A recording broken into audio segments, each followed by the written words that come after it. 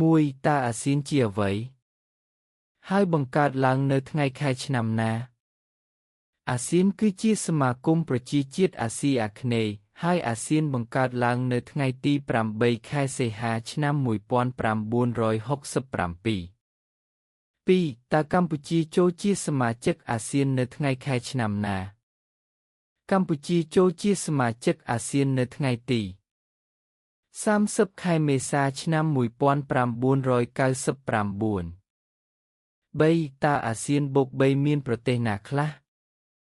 អាស៊ានបូក3មានដូចជាប្រទេសចិនប្រទេសជប៉ុននិងកូរ៉េខាងត្បូង 4. បើគិតមកត្រឹមឆ្នាំ2026តើអាស៊ានមានប៉ុន្មានប្រទេសចូលរួមបើគិតមកត្រឹមឆ្នាំ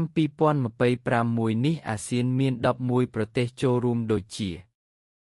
ប្រទេសកម្ពុជាប្រទេសថៃប្រទេសឡាវប្រទេសមីយ៉ាន់ម៉ាប្រទេសវៀតណាមប្រទេសហ្វីលីពីនប្រទេសឥណ្ឌូនេស៊ីប្រទេសម៉ាឡេស៊ីប្រទេសសិង្ហបុរីប្រទេសប្រុយណេនិងប្រទេសទីម៉ូខាងកើត